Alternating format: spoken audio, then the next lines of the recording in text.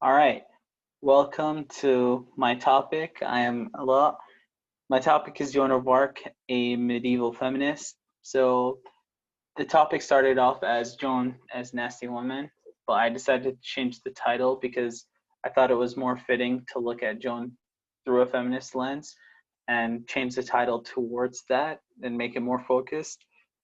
The thesis of the research is Joan of Arc is one of the earliest feminist icons that took a stand against the patriarchy and paved the way for inspiring future women through her nationalism and her defiance towards the patriarchy by going against standard gender roles placed on women. Her first example of defiance against the patriarchy is her marriage promise refusal. So an unnamed man from Toul summoned her to a court, and she went to court and defended herself and swore to the judge that she made no promise whatsoever about marrying the man. Her parents wanted her to get married, but her reason for refusing the marriage is to promise her voices to keep her virginity until it was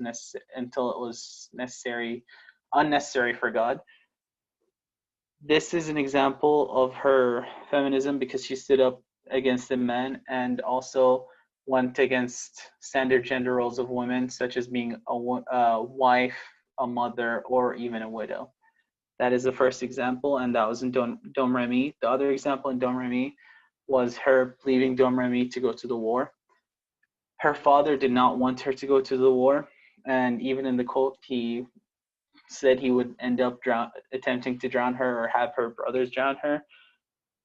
This is an example of her going against classic gender roles of women not being able to go to war, and she defied that and ended up going to war and succeeding in the siege of Orleans.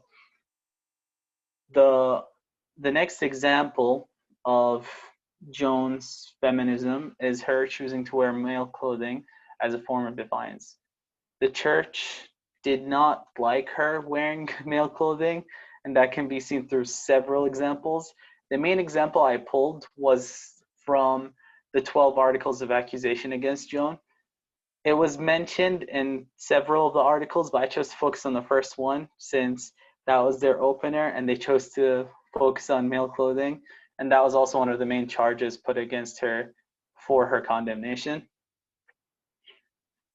This is an example, her wearing male clothing is an example of feminism due to her rejecting gender roles placed on her of wearing women clothing. And she also kept wearing male clothing to spite the judges. The quote Taylor mentions is Joan deliberately continued wearing male clothing throughout her trial at Rouen in direct protest and to contradict the judges. And so that is a fascinating thought of how she wanted to establish that respect and also wanted to have some control for herself. She also gave the defense that she was wearing it until God said it was unnecessary for her to wear it, but she kept wearing it. The picture I picked out for this, the two pictures, the first one is from the Passion of Joan of Arc, and the second one is just a standard painting. I picked the Passion of Joan of Arc one because it shows how she was like dressed as a male, and same goes for the second picture. But that one's warrior clothing. That was when she was at the trial of condemnation.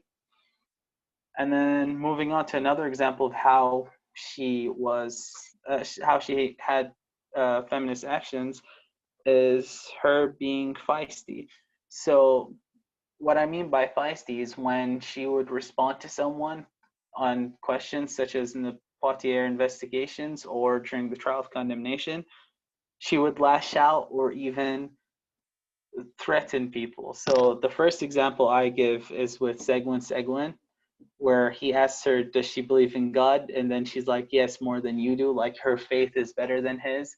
That's being feisty because she's talking back to him rather than responding to the question. She responds to the question, obviously, but she also talks back to him. The second example is when he also asks her about her signs and why should Charles trust her.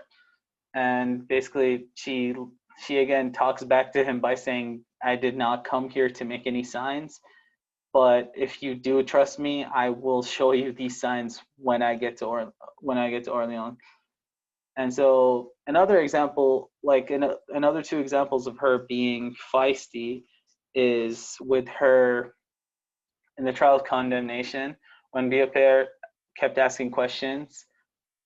Joan Joan questioned his entire integrity and even threatened him. She basically questioned him being her judge and consider what he is about. And then at the end, ending it with, "You're putting yourself in great danger," which again is talking back, but also adding a threat, which makes her even more feisty here and wanting more respect. And then the respect comes to the last example of her being feisty, which is when Kishon is asking her why she returned to male clothing. "I've taken it on my own of my own will. I have resumed it because what had been promised has not been observed." And it's basically her being fed up and not being respected and heard. This goes throughout all the investigations and trials because she's not respected, and whenever that happens, whenever she feels like she's being talked down to, her feminist side does come out and she lashes out to make sure that she's being respected or she's being heard the way she wants to be heard. Those are the examples of her being feisty or wearing male clothing, and those are her feminist examples. Now we're going to apply them to secondary sources. So the first one is Lekov. Lekov focused on language, and this wasn't related to medieval studies, but I thought this research was interesting to add to Joan because of how it looked at how language is used to control women or to observe women. The quote from Lakoff that I picked out was focusing on how women are denied access to power because of how either they spoke or how they acted and act as their behavior. And I think that is important to Joan and Seguin's conversation because Charles did not trust Joan until he gave her 20 different investigations and like a long trial time. Joan was fed up and she kept having to answer to all these questions in the investigation. She ended up passing it, but it took her a long time and shows that women are not trusted, and even if they are, their power position is always in question, especially when she was also in the war in Orleans. The second source I picked out was Martha Howell's research on agency during the Middle Ages. I think this is integral to Joan as well, because the actions she does, where she defies the patriarchy, whether it be being feisty, going to war, or even wearing male clothing, is her trying to give herself her own agency, especially with the male clothing and going to war, because she's creating her own agency by choosing to do those things and not listening to those who are trying to control her in the patriarchy. And she's also defying those gender roles. So these two secondary sources are integral to Joan, and I think applying a language and applying agency to Joan is very important. And then moving on to one of the last sources is Nadia Margolis, and she specializes in Joan of Arc's history and even Christine de Pizan's. In her research, she states that Joan was not regarded famously by the French as a feminist. Instead, it was mainly the British and the United States that actually used her image as a symbol of feminism and nationalism, and that can be seen with these World War I posters. They're basically the same copied poster, except they changed Britain to the United States, and yeah, they chose two different pictures, and yeah, they tell the women of America, or the women of Britain, to save their country by buying war stamps, and by adding the title of Joan of Arc Save France, they put the women in position where it's like they can save their country by doing these things. So it puts them in that position of motivational feminism and trying to encourage the nationalism as well. So yeah, these secondary sources I think are integral to add to Joan's character.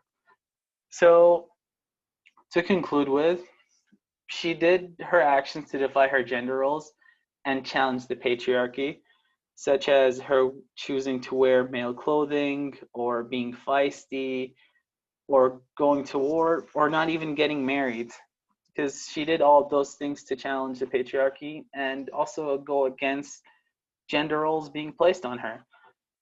And then interpreting her through a linguistic lens and through medieval agency helps understand how she was an integral feminist and how things were put in place to control her in the patriarchy, and she defied those things by going against what the patriarchy wanted her to do, such as wear women's clothes. She was like, she disagreed with them and wore men's clothes and went to war.